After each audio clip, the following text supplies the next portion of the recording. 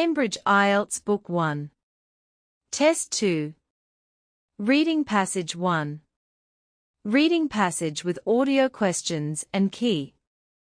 Right and left-handedness in humans. Why do humans, virtually alone among all animal species, display a distinct left or right-handedness? Not even our closest relatives among the apes possess such decided lateral asymmetry, as psychologists call it. Yet about 90% of every human population that has ever lived appears to have been right-hand. Professor Brian Turner, at Deakin University, has studied the research literature on left-handedness and found that handedness goes with sidedness. So 9 out of 10 people are right-hand and 8 are right-footed.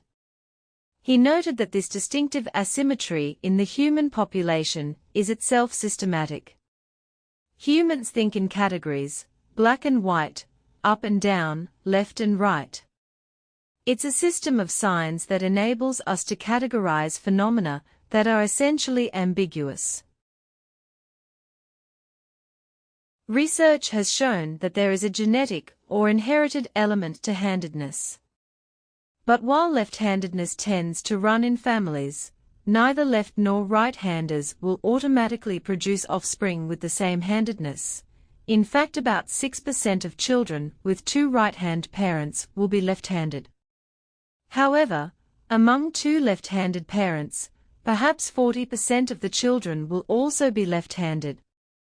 With 1 right and 1 left-handed parent, 15 to 20% of the offspring will be left-hand.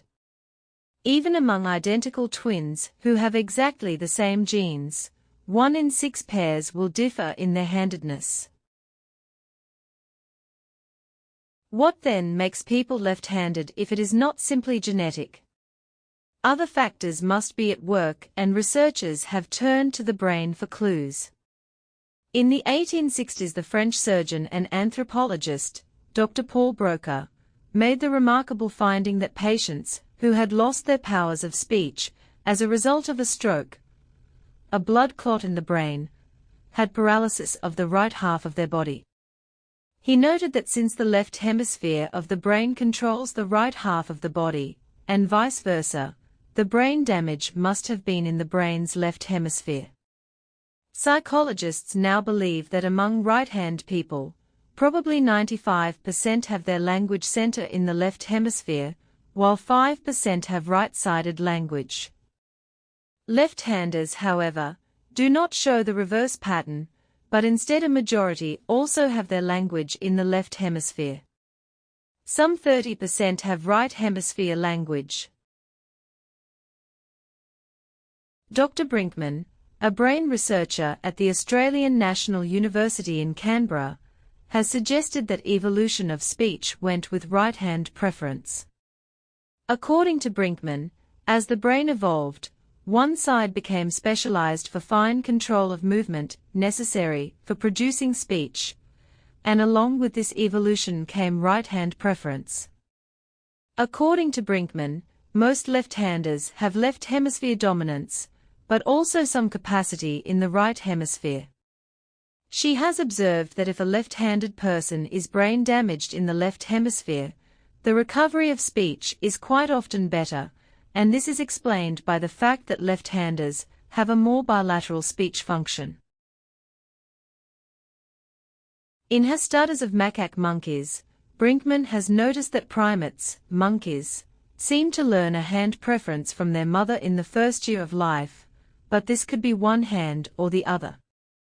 In humans, however, the specialization in function of the 2 hemispheres results in anatomical differences. Areas that are involved with the production of speech are usually larger on the left side than on the right. Since monkeys have not acquired the art of speech, one would not expect to see such a variation, but Brinkman claims to have discovered a trend in monkeys towards the asymmetry that is evident in the human brain. 2 American researchers, Geschwind and Galaberda, studied the brains of human embryos and discovered that the left-right asymmetry exists before birth. But as the brain develops, a number of things can affect it. Every brain is initially female in its organization, and it only becomes a male brain when the male fetus begins to secrete hormones. Geschwind and Galiberda knew that different parts of the brain mature at different rates. The right hemisphere develops first, then the left. Moreover, a girl's brain develops somewhat faster than that of a boy. So, if something happens to the brain's development during pregnancy, it is more likely to be affected in a male, and the hemisphere more likely to be involved is the left. The brain may become less lateralized, and this in turn could result in left-handedness and the development of certain superior skills that have their origins in the left hemisphere, such as logic, rationality, and abstraction. It should be no surprise then that among mathematicians and architects, left-handers tend to be more common, and there are more left-handed males than females. The results of this research may be some consolation to left-handers, who have for centuries lived in a world designed to suit right-hand people. However, what is alarming, according to Mr. Charles Moore, a writer and journalist, is the way the word right reinforces its own virtue. Subliminally, he says, language tells people to think that anything on the right can be trusted while anything on the left is dangerous, or even sinister. We speak of left-hand compliments, and according to Moore, it is no coincidence that left-hand children, forced to use their right hand, often develop a stammer, as they are robbed of their freedom of speech. However, as more research is undertaken on the causes of left-handedness, attitudes towards left-handed people are gradually changing for the better. Indeed, when the champion tennis player Ivan Lendl was asked what the single thing was that he would choose in order to improve his game, he said he would like to become a left-hander.